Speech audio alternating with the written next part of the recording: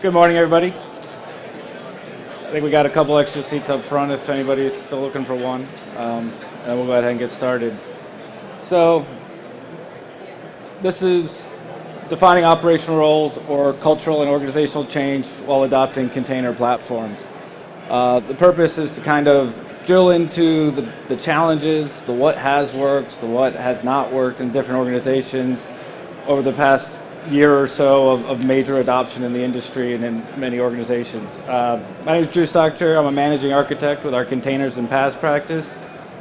My role is part of the services organization to go out, engage with our customers, design environments, design processes and environments, and help them adopt containers as an organization. So, where are we coming from? Our main thrust is we've been doing IT at lots of our organizations for a long time. We've accumulated historical debt of process, policies, different silos that people work in. We've created specialized teams, and we've gotten into this historical specialization of roles that has become pretty standard in a lot of organizations. Now with containers and the need to adopt and be agile and be able to deliver software faster, all of the communication back and forth and telephone game becomes a legitimate hurdle to adopt and achieve the speed of delivery we want. So these new projects and new requirements of faster cycle time means we need to break down these barriers, do some cultural change, some organizational change around being able to adopt the platform. The technology piece, people, process, technology is pretty easy. You roll it in the door, you stand it up, you kick some tires, and you say, yes, we want to do this. Now it's how do we do this at scale and as an organization? So what are our goals? We're adopting them for several reasons. Increase our agility, decrease cost and complexity of environments that we're managing. Server sprawl is a real problem in a lot of places out there. Thousands of VMs being managed by a small team of people is nearly impossible to keep them, manage all our snowflakes out there. We want our developers to have a space to innovate, to be creative, to solve problems for your end customers. You're driving business revenue, cost savings. Sometimes it's just because the CIO says so. You're doing containers now, figure it out, right?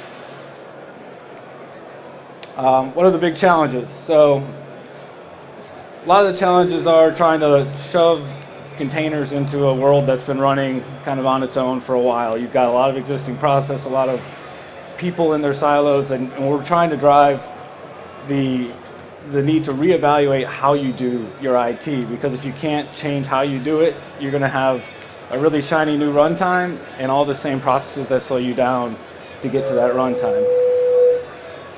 And I'm getting feedback. All right, so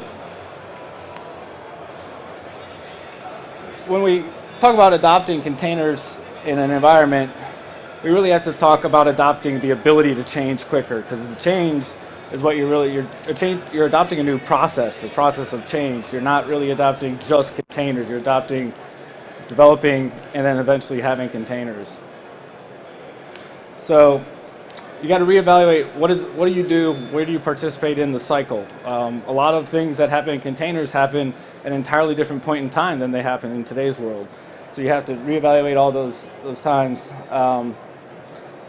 Sometimes the fear to fail, I've got to get it all right day one is a big hindrance to getting something out the door and starting to iterate. So you have to iterate in order to innovate.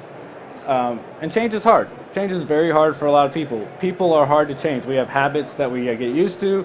We're comfortable in our nice, comfy space. When a request comes in on the left, we deal with it eventually. That doesn't work at scale or at speed that we can't deliver anymore. All right, so what does not work when adopting containers? Attempting to boil the ocean is the biggest thing I see organizations do. They try to figure out every possible part of their solution before they're up and running a single OpenShift cluster. This takes weeks or months, and it does not give your teams and your different organizational groups the ability to get comfortable with the technology and start to formulate the needs and the actual high priority items. Building this, the self-service, amazing platform when you're starting from a point of, well, it still takes 3 weeks to get a VM. Those are very far points in time, and you have to iterate a bunch of times in between there in order to get through that process and sort of redefine, all right, I have 100 people that participate today in the process of getting software out the door. Maybe 30 or 40 of them need to change what they do entirely in order to provide the service we're trying to do for our developers and eventually deliver code out there to production the way we want it. And square pegs into round holes. This is more about saying, well, this is how we always do it. So saying, I know it's OpenShift or I know they're containers, but this is what we do today, so we have to do that to containers too. Some things just don't apply. Or the point in time at which they applied no longer applies because immutable containers are pretty hard to do configuration changes on once they're sitting out in production. All right, so what has worked? Start small, both team sizes and your objectives. Bite off little chunks of the whole and just drive that education of your environment, your people, get them on board with what is it not, more importantly, and then build sample apps and then educate and evangelize it out to other people and start to slowly bring people into the fold. You can accelerate fast if you start small and get competent. It's really hard to start big and somehow just have the sea change happen, at some arbitrary date and point in time.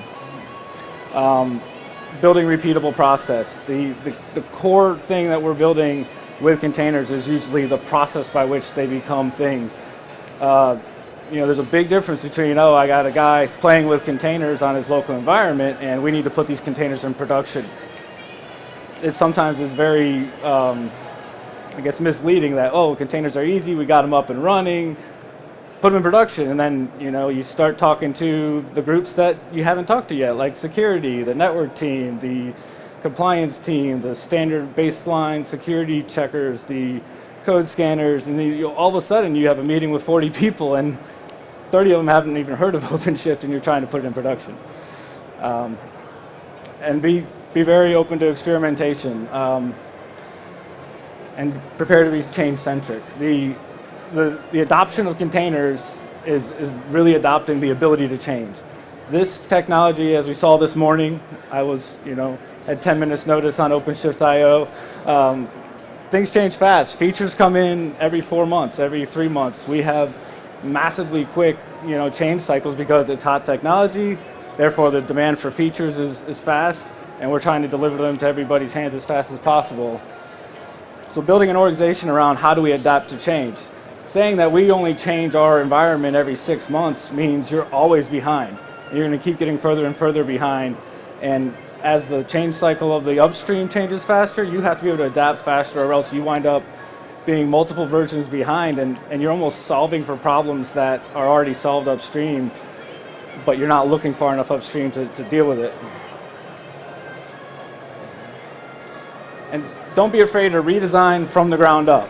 When you start going to containers, saying this is our pipeline and shall be our pipeline, or this is our process and it shall be our process forever, means you're missing all opportunities to get the economies of scale, gain efficiency, fix prior bad habits, and then rediscover how to deliver and standardize on the new platform. You're going to build some minimal viable sort of first apps and gain tons of experience, and then start to iterate, and then maybe you go from those first apps to okay, now we want to add the self-service piece. You have to build very iteratively, or else you wind up getting stuck in trying to figure too many things out at once.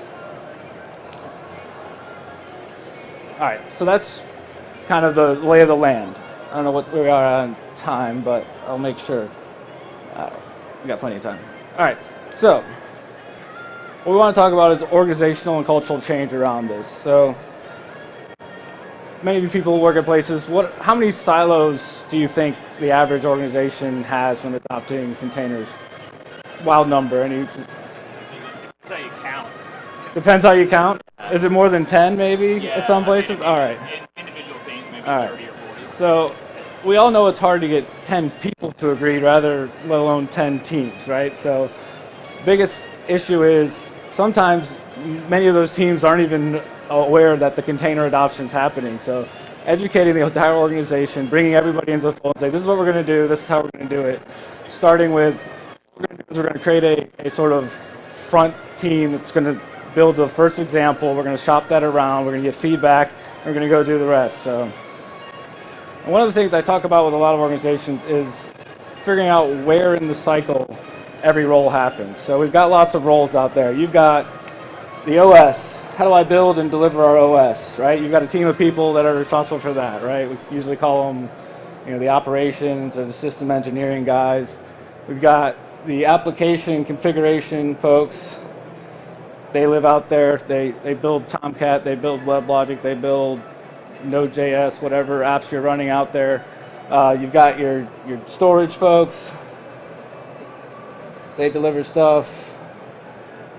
You got your networking.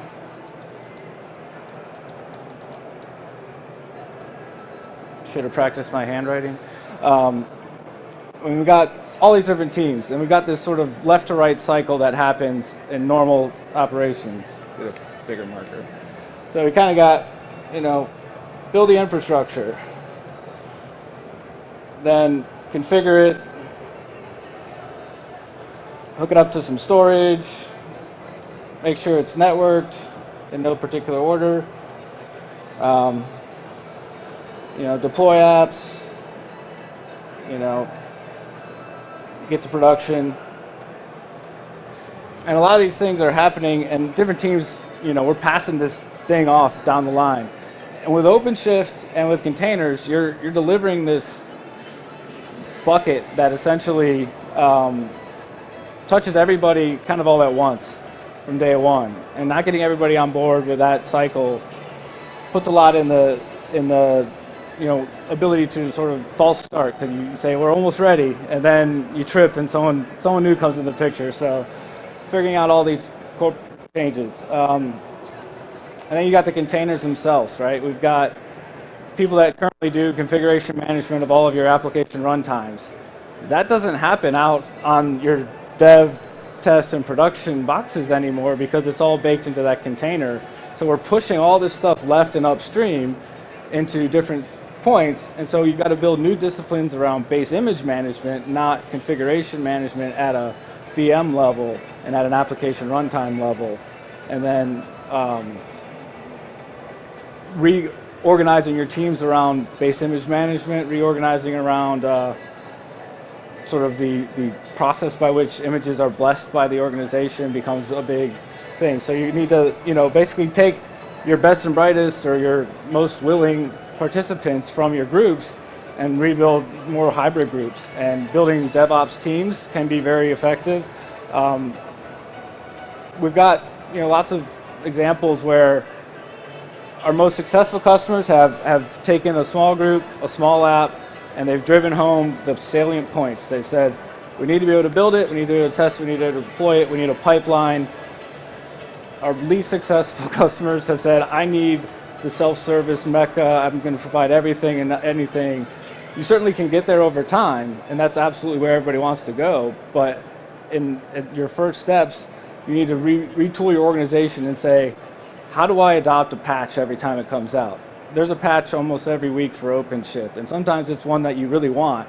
If you haven't built a process around adapting to that type of change and saying, I need to get this out the door, you're always behind. You're always chasing, stuff, or you're always fixing things that are already fixed upstream. So that's really a big thing that I preach everywhere. It's like, solve for what you know. Don't try to solve every unknown, and build teams. And then, being agile, iterative is critical. Sometimes adopting it just at an infrastructure level and saying, we're going to build it and then they'll come. That happens. It takes a while. You kind of don't know why you're building it, and you don't know who's going to use it or how they're going to use it all day one. They will come. Yes. So planning for adoption is also a huge topic that I think a lot of places have run into. You get to the point where, all right, we built our shiny new cluster, and it's got 3 VMs with 64 gigs of actual RAM, and you're sitting there going, okay, we're only going to have a few teams kicking the tires, and then by the end of the week, you've already destroyed this environment. You gave out logins, and you've got 72 projects, and the thing can't stand under its own weight. So preparing for that scale is important from a very early stage, because they will come, and they will come fast, and giving them the license to innovate and some sort of sandbox and space becomes a huge management hurdle for operations to say, okay, how do I keep this up, and how do I manage the gate? You know, someone's got to play gatekeeper to the environments, and that's a pretty big thing too. So planning around all these processes is huge, and then picking people to own process, picking people to participate kind of as like hybrid groups of sort of stakeholders, and building sort of a center of sort of, you know, thought leadership within your organization allows you to have that sort of like, okay, we want to do this. Can we do that now? Maybe not now, but maybe it's 3 sprints off or something like that, because we really want to build stuff in. So, do you have a question? Where does that gatekeeper live? The gatekeeper, where does he live? Well, that's a process. So everything's about process. You know, if you can't repeat it, you haven't completed the task, right? That's the biggest thing. If you can't rebuild your cluster, if it can't disappear overnight and you just fire it off and in 40 minutes, an hour, you've got your cluster back and everything's happy, you haven't completed your adoption of that technology. Maybe you can repeat it in some way, you know, over multiple cycles, but if you can't just kind of build this out and build it up from scratch, you're going to be digging yourself out of a hole. And the bigger it gets and the more clusters you're managing, it's crucial to have a repeatable process. And the gatekeeper it's a process. You say, I want quota. Somebody puts in a request. You manage that at that level. You check the clusters. Do I have enough quota? If not, run my scale up process. You know, sometimes scale up means buy new hardware. Unfortunately, if you're still running on-prem, you may still run out of actual physical stuff. You have a question? So how would that ecosystem look? So you got that deployment there, right? So how does the whole ecosystem look from bringing in an image to Okay, yeah. So the question is, what does the whole ecosystem look like? We can try to draw this out in as many minutes as we have available. All right, so we've got a lot of moving parts, right? We've got infrastructure, so we've got one or more OpenShift clusters or container platforms, whatever we want to call it. So you've got that. You've got your build pipelines, so you've got some sort of orchestration layer.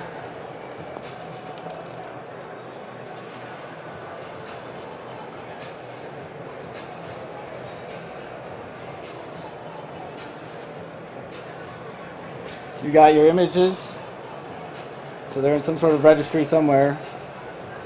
And then you've got potentially your upper environments, multiple clusters, right? It's pretty standard looking stuff. So you've got your images, and you've got sort of the base images for your organization. So you've got base images that exist. Managing your base images is like step one to ensuring that you're doing things well. If you don't manage where your containers are coming from, you've got vulnerabilities and sprawl sort of, it's just repeat what you did in VMworld, like everybody gets their own and install their own stuff. You've already built a backdoor to just throw stuff into the platform and go crazy, right? So base image management is sort of step one. You can get your base images from a trusted source, you can build your own. You have a team of people that are similar to your ops and your configuration management folks and your operating system people today that should be blessing these base images. So you can build an orchestration pipeline that says I bring in an image, I test it, I scan it, and then it gets blessed for use for the rest of my team, right? So you've got your ops folks and engineering folks. They're responsible for building your base images. Then you've got your developers that want to use these images. So if they find a new image out in the wild web, then they can say, oh, I want to use this, but they have to go through this process. So they have to say, I want a new base image, and then they wait for it. They can play in their sandbox, but once it becomes part of your organization's images, you want it to go through this hardened process that says this image is managed, it's scanned, it's been tested, and I know it exists in my ecosystem. Because you don't want it just showing up one day and having, oh, there's that vulnerability that somebody baked into a Docker Hub image or whatever. And once you've got your developers using your base images, they can iterate and then build their own images. And you can build more base images up off there. And then you can build standard pipelines here, and you can even automate your standard pipeline. Just like we saw this morning, you can do a push button. Here's my standard pipeline. It's 5 stages, build, deploy, test, scan, promote type stuff. And then you got your developers there, and then everybody participates in this pipeline at one stage or another, and that's where they communicate. Like, our process changes, and our process is documented. This is a living process that gets versioned and changed over time, and anytime you have a change cycle that needs to occur, you say, okay, well, we need to add a new step. We're not scanning our images today in our promotion process. We need to add that in, and then everybody gets that step added in, and you can push it out and force the adoption that way. Does that answer your question? Partially? Okay. Any other questions? So this weekly update, so along those lines, so one of the things that I still haven't quite gotten my head around is how you navigate that, because we're used to only doing updates very infrequently, I guess, from a business side. So how does that mechanism act? You talking about a weekly update for your software or for so let's say platform? That, a new vulnerability comes out, and so we have, with containers, instead of having at the OS level, you can have all these different containers that have different versions of runtime inside. Mm-hmm. So one of those runtime, a subset of those containers are now vulnerable. Right. How do I replace them? Good question. So the question is, when you have all these base images and a vulnerability comes into the image, how do you replace that? You can use certain functions and triggers and stuff usually to get to a certain point where okay, I've had an image change for a vulnerability. You can trigger at least part of your pipeline to automatically apply that to the next build cycle, or you can trigger at least something that says, okay, now there's a human step that says, I had an image change from an upstream pointer, and now I have an indicator in my system that says, oh, well, this image changed and it was important. We need to push this out, and then you just re-execute your pipeline. Rebuilding an image should be so repeatable that it's not a scary task, right? And doing a rolling deployment out to production, like we saw this morning, should be zero downtime sort of situation. So if you have to take a little bit of an outage because of the nature of the app, that's certainly understandable. But if a lot of your apps are sort of able to handle that rolling update, you can get notified that there's a vulnerability, get to a certain point in your pipeline, and then execute any manual approval steps to do sort of a straight through shot and redeploy those images out to each environment, test and cycle it through.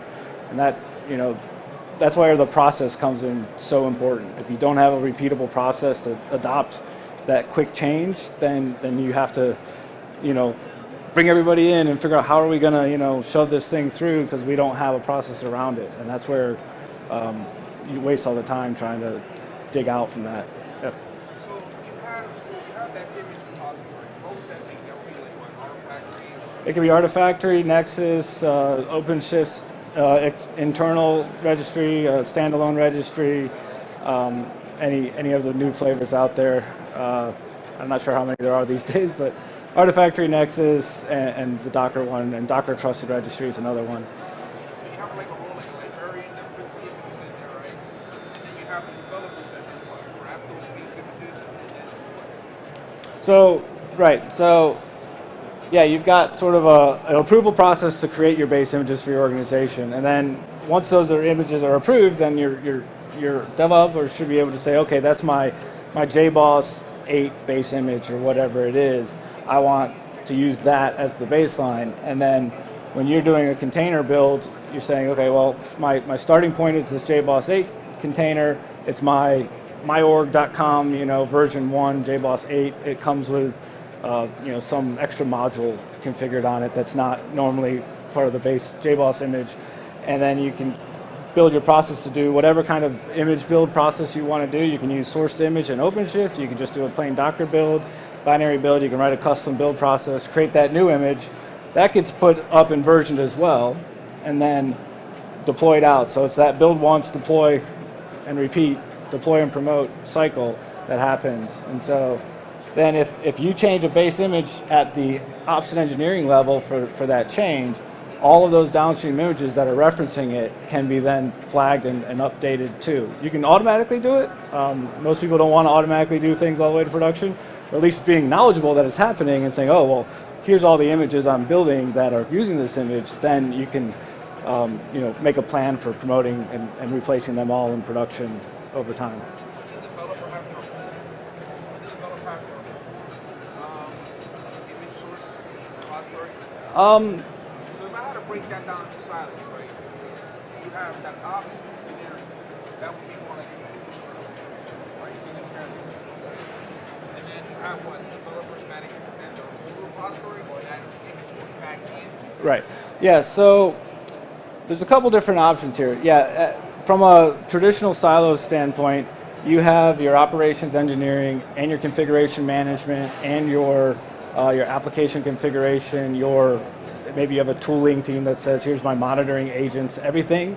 You need to bake all of those into these base images. Whatever you standardize at a base image level, all those teams participate in the pipeline of base image management to get it in the base image. And then the developer's job is shrunk to just adding their code and any specific environment configuration to that. And it goes back into the same repository, essentially, but it may be in a different sort of namespace area that says, okay, here's App Team X's images that they've built on whatever. If they need a new base image, they make, there's a line that you can move left and right depending on your organization on how much control they do beyond the base images, how much additional tooling they may or may not add by team. And if you see that a lot of people are mixing and matching a bunch of stuff, maybe you've got an opportunity to standardize on something, a like tool for across multiple teams, and then provide a more global sort of image that includes that tool, and everybody can start using that.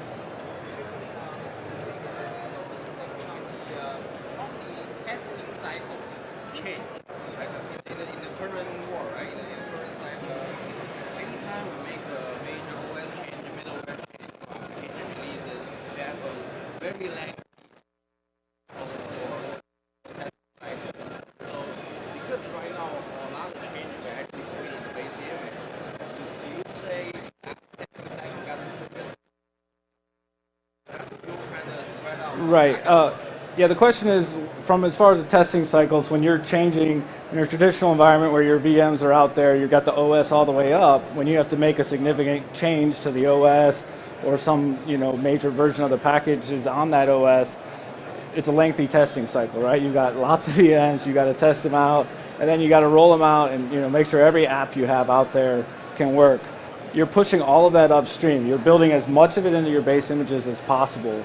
And when you change the underlying, OS version of a container, you flip it over and you just run it through your standard pipeline. If everything's happy, it's going to pass all its tests and it's going to go to production. If it's not happy, you should have the ability to say, okay, well, that new base image breaks something about this application or breaks something about our agent and no longer, complies.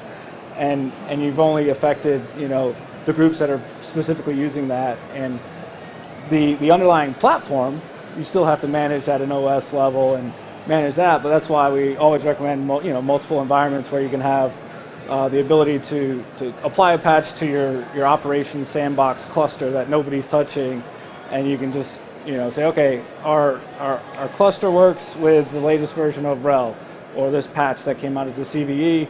Apply the patch, we're happy with it, maybe deploy a couple sample apps if you've got that in your plan, and then you can promote to your upper clusters without expecting or usually experiencing any major hits, because you've already tested all those apps in the cluster that you just applied those patches to, and they should just flow through your process and get caught if anything bumps out. Oh, sorry, you had a question first. Yeah.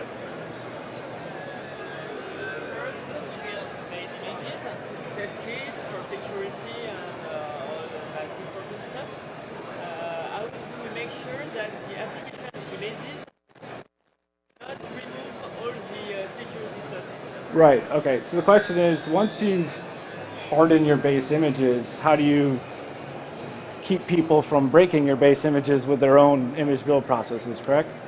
So yeah, you can scan these base images, but then you want to apply the same scan after every build step, that they're happening. So, whatever you said makes this image good and passes, you should be able to run it again after your dev build process happens, and it should still be good.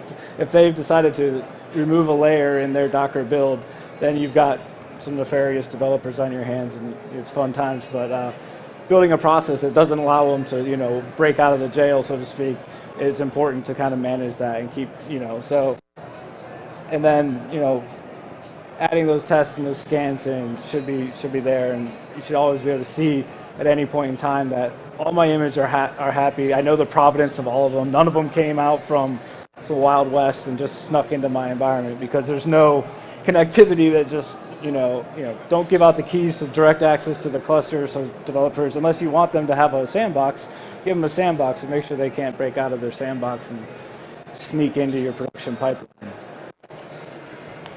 Anybody else? Yep.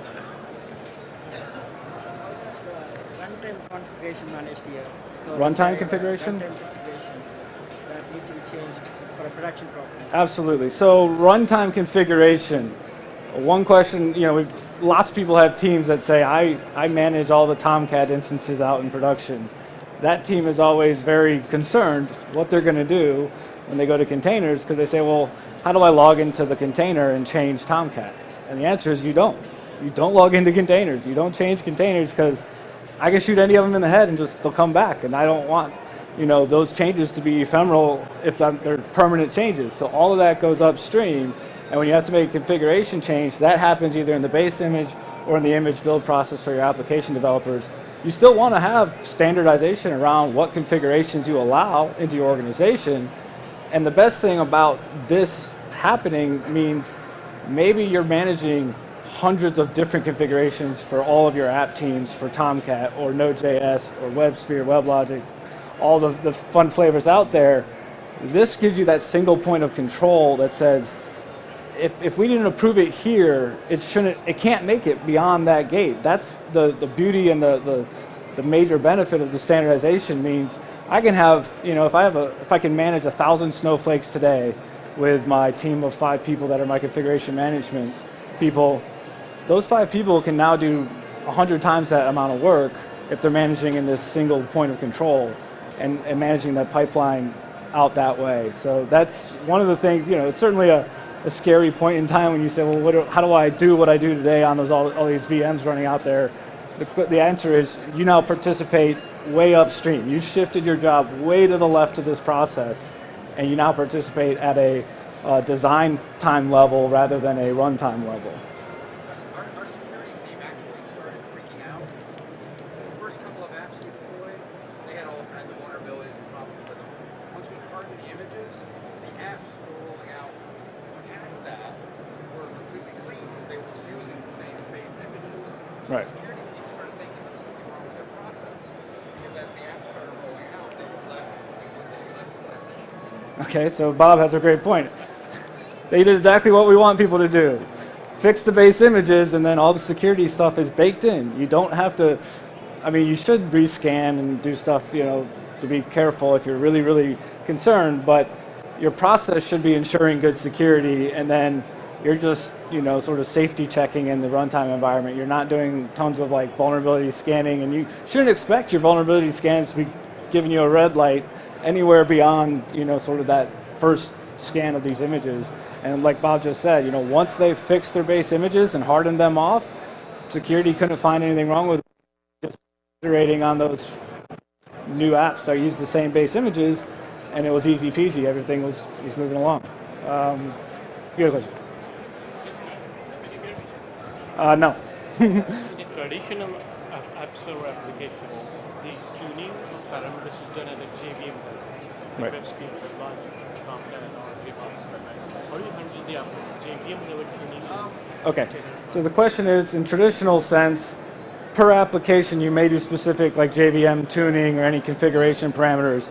All those get built into your image process build. So the configuration, the config maps, deployment configs, you can run a series of environment variables. You can still tweak per app team where it makes sense.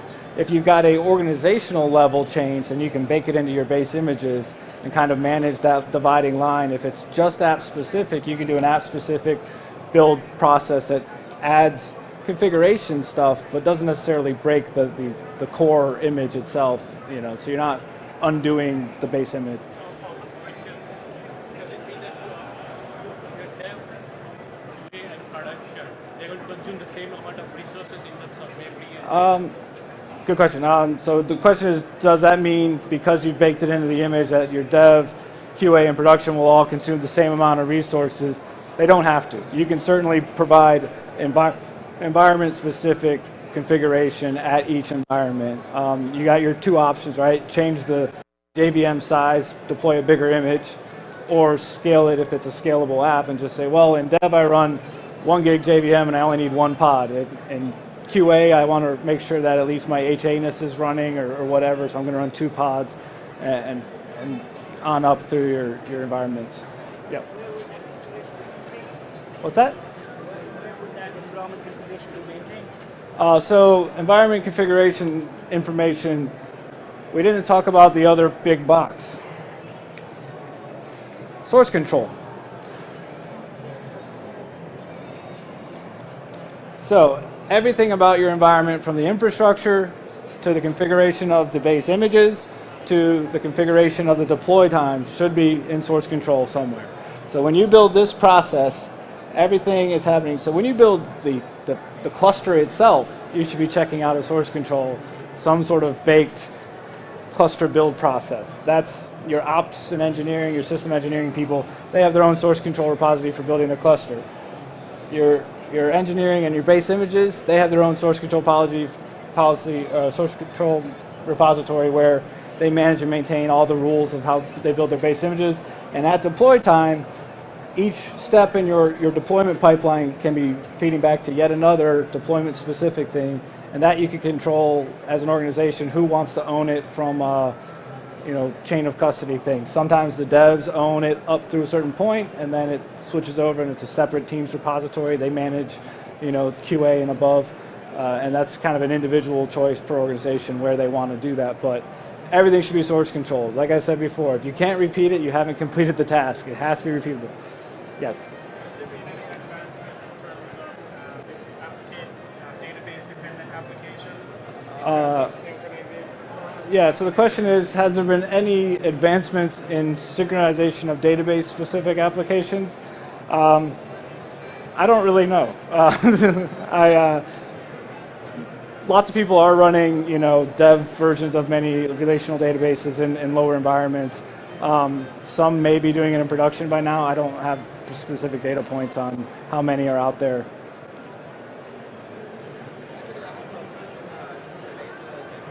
Talk about in the middleware space, right? Inside the container, like the JBoss, WebLogic, WebSphere.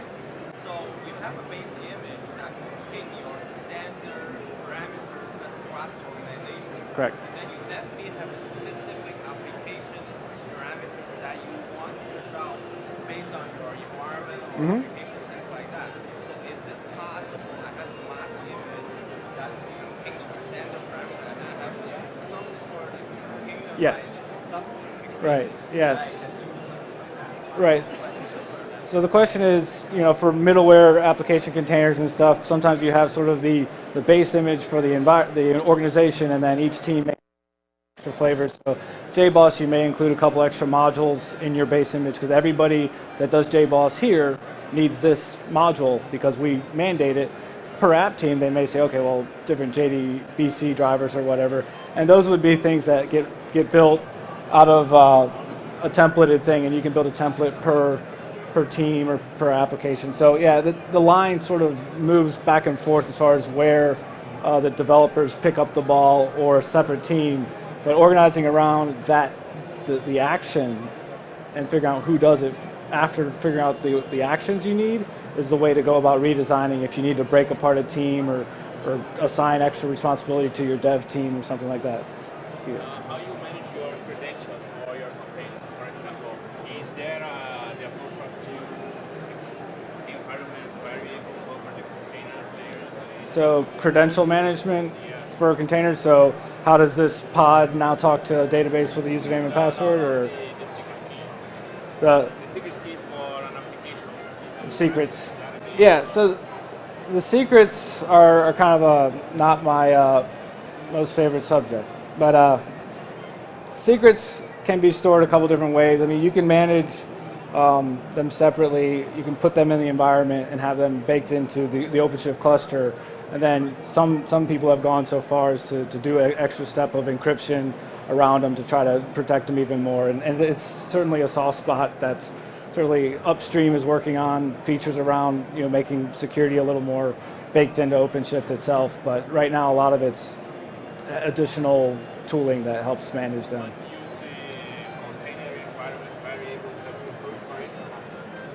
Using container environment variables for credentials, I would use secrets if you have no other choice to do stuff that's sensitive, and then if you have a better approach to lock down secrets even more with some extra tooling, we've seen some approaches with CyberArk and some other ones out there that I've heard of. Yeah.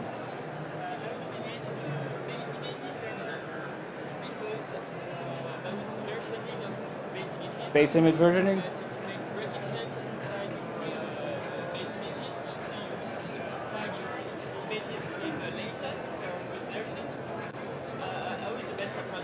Okay, so the question is, what's the best approach for managing base image versioning and how to make sure you don't introduce a breaking change that just like winds up taking out everything that runs on the base image?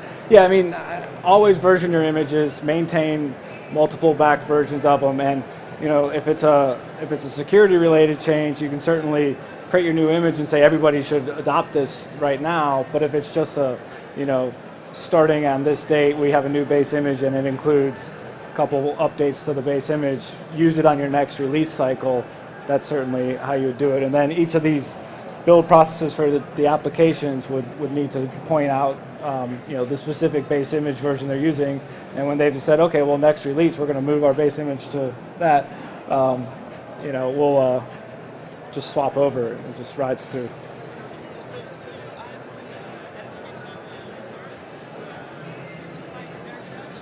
Yeah. So you've always got two options when pointing at an image. You can say use the latest, which has a certain degree of uncertainty to it because you don't know which one the latest is. It's a good practice to always point to an explicit version, at least for any upper environment builds. You may have situations where at a dev test sort of like experimentation layer, you just point to latest because you don't care that much. But for anything that's going to production, know exactly what you have. I mean, it's hard to say, well, this pod's breaking. Why is it breaking? And then so what image is it? I don't know. It was. You can find out which one it was, but why wait till it's broken out here to have that issue? You should be fixed. Explicitly setting everything upstream so you don't have to. No surprises should happen downstream. That's the goal.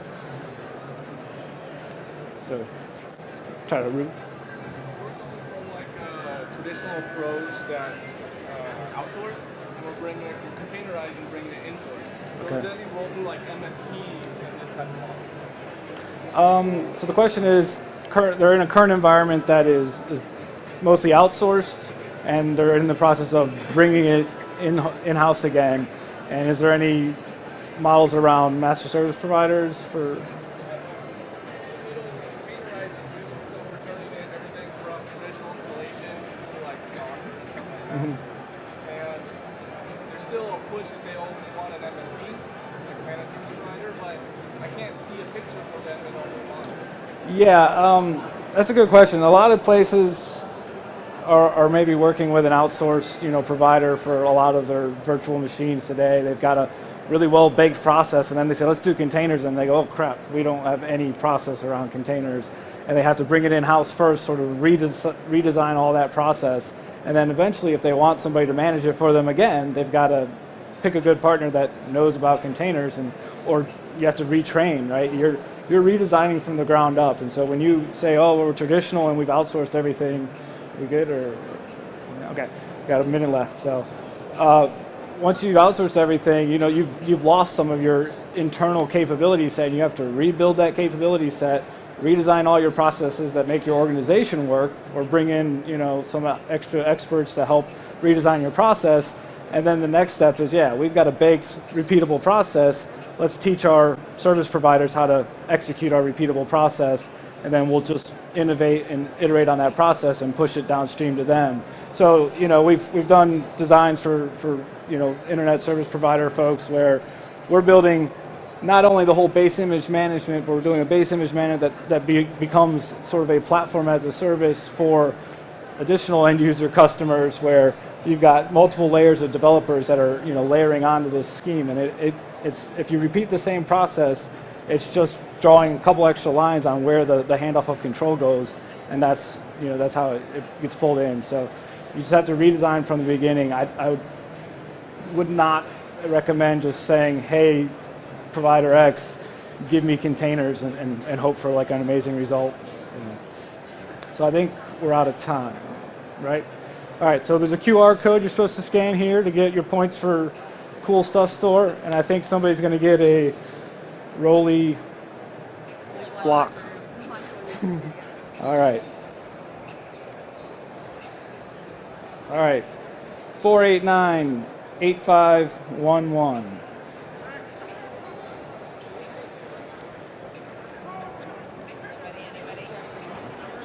511 at the end.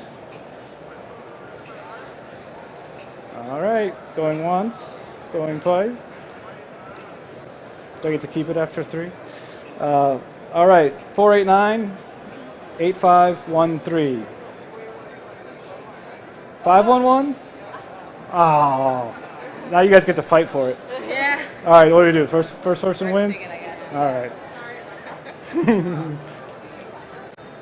You asked lots of questions, so you get the participation award. For anybody that wants to sign up for a one-on-one session. Oh, okay. And then we have a sign-up schedule for one-on-one sessions, if you want more of my droning on.